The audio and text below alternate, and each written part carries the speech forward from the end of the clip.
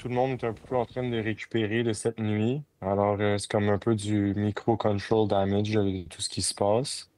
Tu sais, comme mettons, moi, j'ai eu de l'eau qui est rentrée par les fenêtres, par la porte patio. Là, on vient de perdre l'électricité.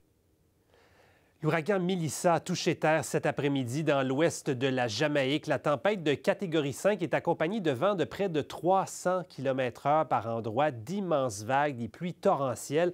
On ne connaît pas encore à cette heure-ci l'étendue des dégâts, mais le Centre national des ouragans aux États-Unis s'attend à ce que la dévastation sur l'île soit catastrophique. Il faut dire que Melissa est l'un des ouragans les plus puissants de toute l'histoire dans l'océan Atlantique. On en discute avec Lucie Prévost, qui est directrice de l'agence Club Voyage Guertin à Gatineau. Bonsoir, Madame Prévost.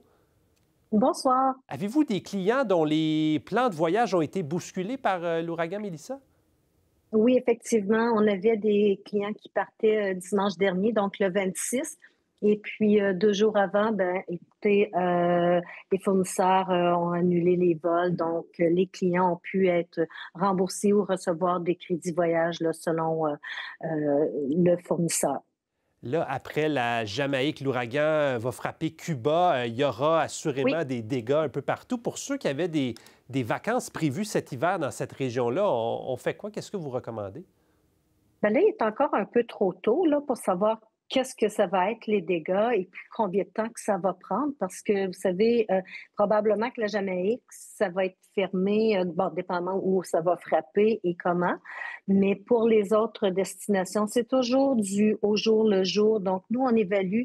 Je sais que les clients n'aiment pas ça quand on dit ça, mais nous, on y va vraiment dans on travaille à très court terme. Donc, on travaille pour les gens qui sont sur le point de partir, les gens qui sont à destination, ceux qui partent la semaine prochaine ou dans 3 semaines, on va travailler à ce moment, rendu à ce moment-là. Donc, il est vraiment trop tôt.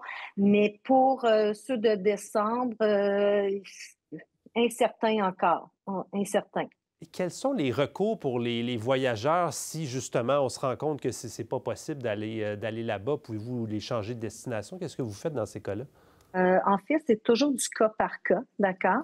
Alors, je pense que si l'hôtel est pas fonctionnel ou la destination, donc le tour opérateur va communiquer avec le conseiller en voyage et le client pour soit proposer de changer d'hôtel, changer de destination ou voire même le rembourser ou un crédit voyage. Donc, c'est toujours du cas par cas. On peut jamais dire oui, mais lui a été remboursé, pourquoi moi je suis pas remboursée? Donc, il faut évaluer là. Faut attendre, faut vraiment attendre. Oui, oui, je comprends. Là, on est en plein dans la saison des ouragans, justement, qui est Oui, à l'automne. Est-ce que ça fait partie des risques d'aller en voyage dans le sud à ce temps-ci de l'année? Qu'est-ce que vous dites aux clients? oui, ça fait partie des risques, mais c'est sûr que c'est tard un peu dans l'année pour avoir des ouragans de cette force-là. C'est sûr que quand on vend un voyage à cette période-là de l'année, on essaie toujours de proposer les protections de voyage que les fournisseurs ont, d'accord? Donc, il y en a qui permettent d'annuler jusqu'à 3 heures, 24 heures ou 72 heures avant le départ. Si je prends comme exemple, hier, on avait des clients qui partaient pour les îles turquoises. Et puis, même malgré l'avis du gouvernement qui disait que c'est préférable de ne pas voyager. L'avion partait, donc le client s'y annule, c'est à ses risques, c'est à ses frais. OK? Donc, oui, ça va là-bas. Malheureusement, il va peut-être avoir une semaine de pluie. S'il avait eu cette protection-là, les prix, c'est sûr que c'est plus ou moins 100 ben, aurait pu annuler et avoir un crédit voyage, d'accord?